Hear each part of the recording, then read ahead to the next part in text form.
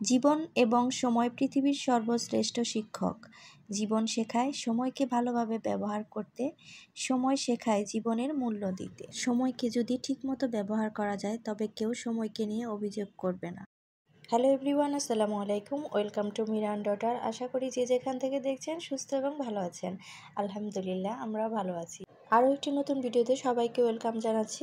আজকের ভিডিওটা কিন্তু পুডিং বানানো দিয়ে শুরু করলাম। প্রথমে এখানে আমি জাল করা 1 কাপ দুধ নিয়েছিলাম, 2টা ডিম নিয়েছিলাম আর 3 টেবিল চামচ পরিমাণ চিনি নিয়ে ভালো করে মিশ্রণটাকে ফেটিয়ে নিয়েছি। এখন ছেঁকে নিচ্ছি।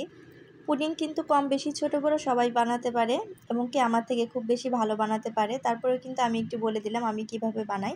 তো বলে দেওয়ার পেছনে কিন্তু আরও একটা কারণ আছে। কারণ আমি যখন প্রথম পুডিং বানাতাম আমার কিন্তু পারফেক্ট পুডিং হতো না।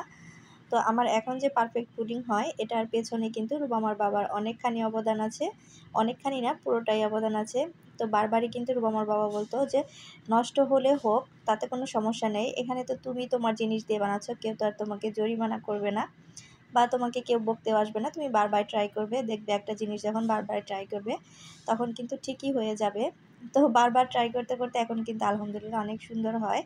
আর এই যে এখানে মা মেয়ের জন্য মাথায় যে চুলে যে তেল দেব সেটা কিন্তু জাল করে রেখেছিলাম। আর আজকে যারা আমার ভিডিওতে ক্লিক করেছেন এবং ভিডিওটি দেখা শুরু করেছেন তারা প্লিজ ছোট্ট একটি লাইক দিয়ে আমার ভিডিওটি কন্টিনিউ করবেন। আপনাদের ছোট্ট একটি লাইক পারে আমাকে আপনাদের মতো আরও কয়েকজনের কাছে পৌঁছাতে। আর আজকে যারা আমার চ্যানেলে নতুন ভিজিট করছেন, আমার ভিডিওটি যদি ভালো লেগে যায় তো আমার চ্যানেলটি সাবস্ক্রাইব করে আমার পাশেই থেকে যাবেন। আর ইতিমধ্যে যারা এই কাজগুলো করে ফেলেছেন তাদেরকে জানাই অসংখ্য ধন্যবাদ। দুনিয়াতে যত রকম জিনিস আছে, আমলকি, হরতকি, মেথি, পেঁয়াজ, রসুন থেকে শুরু করে যত সব জিনিস আছে সব কিছু একদম ব্লেন্ড করে তারপরে কিন্তু সরিষার তেল আর নারকেল তেল একত্র করে এটাকে ভালো করে জাল করে নিয়েছিলাম। যতক্ষণ না পর্যন্ত যে মিশ্রণটা তৈরি করে রেখেছিলাম ওটা থেকে যতক্ষণ না পর্যন্ত পানিটা শুকিয়ে তেলটা ছেড়ে দেয় ততক্ষণ পর্যন্ত কিন্তু জাল করে নিয়েছিলাম। এই তেলটা তৈরি করা কিন্তু অনেকটাই প্যারা। তো আমার না হয় বয়স হয়ে গেছে, চুলের তেমন যত্ন নেই না, কিন্তু মেয়ের তো মাত্র শুরু, যার জন্য আর কি কষ্ট হলেও বানানো। তো এখন যেহেতু রুবামার স্কুলটা আমার বাসা থেকে বেশ কিছুটা দূরে, আর এখন আমাকে নিয়ে যেতে হয় এবং কি বসে থেকে রুবামাকে নিয়ে আসতে হয়, যার জন্যে রুবামাকে স্কুল থেকে নিয়ে আসার পরে আমার কাজগুলো করতে কিন্তু অনেক কষ্ট হয়ে যাচ্ছে। যার কারণে আমি এখন থেকে শনিবার হলে সব কাজগুলো গুছিয়ে রাখি, এক সপ্তাহের কাজটা।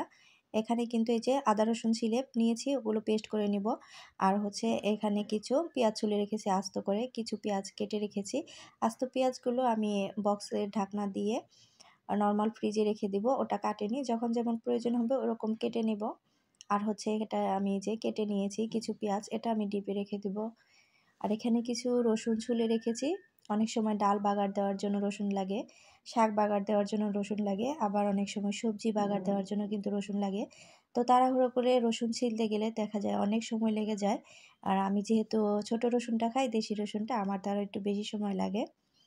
আর আদা রসুন পেস্ট করে নেওয়ার পরে কিন্তু আমি যেরকম কিউব করে কেটে একটা বক্সে রেখে দেই।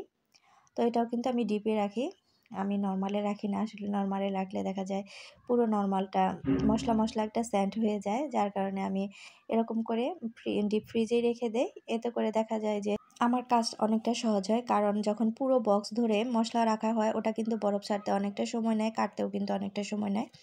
আর এরকম ছোট ছোট কিউব করে নিলে কিন্তু ওই প্যারার মধ্যে আর পড়তে হয় না।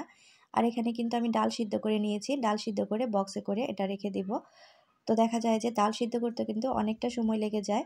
আর এই ডালটা সিদ্ধ থাকলে আমি স্কুল দিয়ে যাওয়ার আগে এক বক্স নামিয়ে গেলে আসার পরে একটু গরম পানি দিয়ে এখান থেকে এক বক্স ডাল বাগার দিলে আর সাথে যদি আলু ভর্তা আর ডিম ভাজি হয়ে যায় তাহলে কিন্তু খাওয়াটা হয়ে যায়। তো অনেক সময় কিন্তু তরকারি রান্না করার মতো মন মানসিকতাও থাকে না বা ভালো লাগে না, আবার সময়টাও থাকে না। তো দেখা যায় ডাল ভাত আলু ভর্তা আর ডিম ভাজি হলে কিন্তু খাবারটা হয়ে যায় এরকম ডাল সিদ্ধ থাকলে। আর এখানে আমি 2 রকমের মাছ নিয়েছি, খুব সুন্দর করে পরিষ্কার করে নিয়েছি। তো এটাও কিন্তু আমি কষিয়ে রাখবো। দেখা যায় যে মাছ যদি কষিয়ে রাখা হয় তাহলে কিন্তু কাজটা অনেকটাই আগানো থাকে। মাছ ভিজিয়ে রেখে ধুয়ে পরিষ্কার করতে অনেকটা সময় কিন্তু লেগে যায়, আর এরকম মাছ যদি আমি কষিয়ে রাখি তাহলে আমার কাজ অনেকটা সহজ হয়ে যায়। স্কুলে যাওয়ার আগে এক বক্স এরকম কষানো মাছ বের করে যাই, তারপরে স্কুল থেকে এসে দেখা যায় মাছটা চুলার উপর দিয়ে একটু সবজি কেটে বা 2টা টমেটো কেটে একটা আলু কেটে ঝোল করে কিন্তু নামিয়ে নিতে পারি। দেখা যায় ওরকম আর সময়টা লাগে না, আমার সময়টাও বেঁচে যায়, আবার আরেক দিক থেকে প্যারাটাও হয় না। দেখা যায় রুমা আমাকে স্কুল থেকে নিয়ে আসতে বাসায় কিন্তু 11:30 বেজে যায়। তো ড্রেস খুলতে খুলতে 12টার মতো বেজে যায়। আবার এদিকে গ্যাসের চাপটাও কম থাকে। তো সেক্ষেত্রে কিন্তু দেখা যায় অনেকটা প্যারার মধ্যে পড়তে হয়। আর এরকম মাছ কষানো থাকলে আমার রান্না করতে অনেকটাই সুবিধা হয়। এদিকে রুবামাকেও আমি টাইমলি খাবারটা দিতে পারি। যেহেতু রুবামাকে স্কুলে নিয়ে যাওয়ার জন্য অনেক সকালে ঘুম থেকে উঠাতে হয়। তো ওকে যদি দুপুরে ঠিক টাইম মতো আমি ঘুমাতে না দেই, তাহলে কিন্তু পরের দিন স্কুলে যেতে অনেকটা কষ্ট হয়ে যায়। আর এখানে কিন্তু মাছ কষানোর সময় আমি আরেকটা টেকনিক করেছি, সেটা আপুরা খেয়াল করেছেন কিনা। তো আমি এখানে কিন্তু একটু চালাকি করে সময়টা বাঁচিয়ে নিয়েছি। দুটো মাছ কিন্তু আমি একসাথে কষিয়ে নিয়েছি, ছোট মাছ আর হচ্ছে রুই মাছটা। তো একসাথে কষিয়ে নিয়ে আলাদা আলাদা বক্সে কিন্তু রেখে দিয়েছি। আর আমি এরকম মাছ মাংস সবসময় কিন্তু স্টিলের বা সিলভারের বাটিতে রাখার চেষ্টা করি। আর হচ্ছে এখানে ১ বাটি মাংসের তরকারি দেখতে পাচ্ছেন। তো শুক্রবার অথবা শনিবারে আমি যদি মাংস রান্না করি, তখন বেশিরভাগ সময়ই আমি একটু বেশি করে রান্না করার চেষ্টা করি। যাতে করে ওখান থেকে ১ বাটি তরকারি আমি রেখে দিতে পারি। পরের দিন ডাল হলে এটা কিন্তু আমার আবার ১ দিন চলে যায়। ডাল আর একটা ভাজি হলে কিন্তু আরেকটা দিন চলে যায়। ওদিন কিন্তু আর আমাকে আর রান্না করতে হয় না নতুন করে। শুক্র, শনি ২ দিন বন্ধ থাকে। বাকি ৫ টা দিন কিন্তু রুবামাকে নিয়ে স্কুলে দৌড়াতে হয়। এই ৫ দিনের জন্য কিন্তু এভাবেই আমি বর্তমানে কাজগুলোকে গুছিয়ে নিয়েছি। তো এটা কিন্তু দুপুরের মেনু, মানে দুপুরের যে খাবারের যে একটা আয়োজন থাকে তার জন্য যে শিডিউল, সেটা কিন্তু আমার ৭ দিনের এইরকম একটা শিডিউল আমি সাজিয়ে নিয়েছি। আর সকালের জন্য যে শিডিউলটা, সেটা কিন্তু এই যে ফ্রোজেন করা পরোটা আর রুটি দিয়ে এভাবে কিন্তু আমি শনিবার হলে ১ সপ্তাহের জন্য রুটি আর পরোটা বানিয়ে রাখি, যাতে করে সকালে ঘুম থেকে উঠে আমাকে আর রুটি আর পরোটা বেলার জন্য যে সময়টা, সেটা আর নষ্ট না করতে হয়।